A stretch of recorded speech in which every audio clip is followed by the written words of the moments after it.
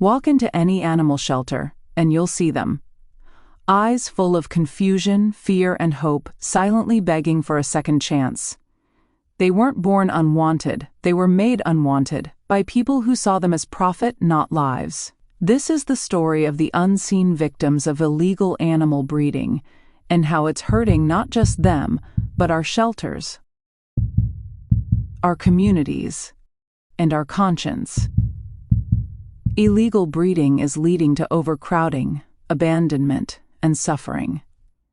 Every dog that you pass shares a story. They are victims of a system that has failed them. But before we can understand the damage it causes to animals, shelters, and communities, we need to take a closer look at what illegal animal breeding actually is, and how it operates behind closed doors. There are two main types of illegal breeders: backyard breeders and puppy mills. Backyard breeders, unlike ethical hobby breeders, are motivated by profit, not by a love for animals. They're among the leading causes of the pet overpopulation crisis. These individuals often breed animals without concern for the health of the puppies or the well-being of the mother. Puppies that don't sell quickly are frequently abandoned, left on roadsides, or surrendered to already overburdened shelters. The result? Taxpayers foot the bill for cleaning up the consequences, while the breeder avoids responsibility, and often even taxes. This is what makes illegal breeding such an insidious form of animal abuse. It's largely invisible and almost impossible to trace. As long as breeders keep their operations small, typically 4 breeding dogs or fewer, they can evade regulation entirely. Complicating the issue further, current laws offer limited protections for buyers. If a breeder allows the buyer to see the animal before purchase, responsibility for the animal's health typically shifts to the buyer once the transaction is complete. This legal structure can make it easier for breeders to sell animals that may have underlying health issues, often to individuals who may not have the resources or knowledge to provide proper care. While backyard breeders often operate on a smaller scale, the problem grows even more alarming when we look at large-scale commercial operations, commonly known as puppy mills. These facilities take the same profit-driven mindset to an extreme, producing puppies at high volume with little regard for their welfare. Puppy mills represent one of the most troubling aspects of illegal animal breeding. These are large-scale operations where dogs are bred rapidly and repeatedly, often in overcrowded and unsanitary conditions. The focus is on quantity over quality, with little to no concern for the physical or emotional health of the animals involved. Many of these facilities cater to popular trends, such as teacup breeds or designer mixes, aiming to meet demand rather than uphold ethical breeding standards. As a result, puppies born in these mills often suffer from untreated health conditions, poor socialization, and long-term behavioral issues. Shockingly, some of these puppies still find their way into pet stores or are sold online through seemingly legitimate listings. Without stricter oversight, consumers may unknowingly support these harmful practices, believing they're buying from a reputable source. Grasping the grim realities of puppy mills requires listening to those who've witnessed them firsthand. Timmy Bullion recounts his experiences working in Virginia puppy mills. He describes the inhumane conditions where dogs were confined in cramped, unsanitary cages, deprived of basic necessities, and subjected to neglect. 2 baby Yorkies died. My boss threw them in the trash on 4/28/08.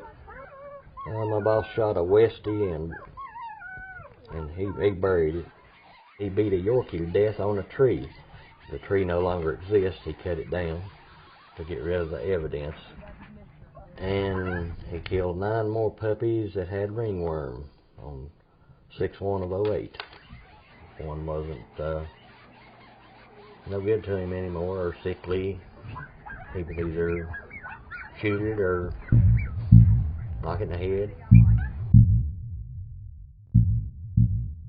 Bullion's testimony sheds light on the emotional and physical toll these environments take on animals. Similarly, Josiah Hesse, in a Vice article titled, "I Worked for a Puppy Mill," shares his week-long experience transporting puppies from Iowa breeding facilities to pet stores across the country. Hesse was struck by the overwhelming stench, the incessant barking, and the sight of dogs living in deplorable conditions. He notes, "It was like a jet engine blowing through a garbage dump, a horror show unlike anything I'd seen." These first-hand accounts reveal a world where profit often trumps compassion, and where animals suffer silently behind closed doors. Now that we understand how illegal animal breeding operates, it's time to look at the impact it leaves behind. From overcrowded shelters to public health risks and economic strain, the consequences reach far beyond the animals themselves, affecting our communities. One of the most immediate effects is overpopulation. Shelters across the country, including those in cities like Bridgeport, routinely reach capacity. Without enough adopters, space, or resources, shelters are often forced to make heartbreaking decisions, including euthanizing animals simply because there's no room left. This isn't just an emotional toll, it's a financial one. Each year, American taxpayers spend over $2 billion housing, caring for, and ultimately putting down unwanted animals. These are public resources used to manage the aftermath of a private problem, a problem largely created by unregulated breeders.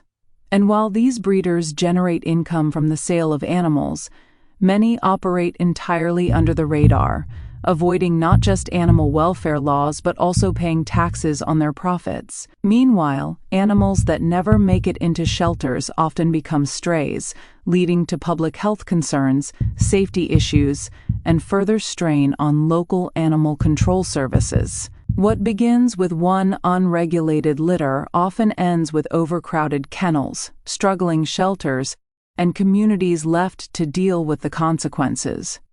Addressing the consequences of illegal animal breeding requires more than just awareness. It demands action from every corner of society. The fight against illegal animal breeding is not waged by one voice alone. It's a collective effort, driven by a network of organizations, professionals, volunteers, and online communities, each playing a unique role in advocating for animal welfare. National organizations such as the American Society for the Prevention of Cruelty to Animals (ASPCA) and the Humane Society of the United States have played a long-standing role in addressing illegal breeding and animal cruelty. Through legislative advocacy, public education, and ongoing research, these groups contribute significantly to raising awareness and promoting ethical treatment of animals. With histories dating back over a century, their efforts have helped shape conversations around responsible pet ownership and animal welfare reform.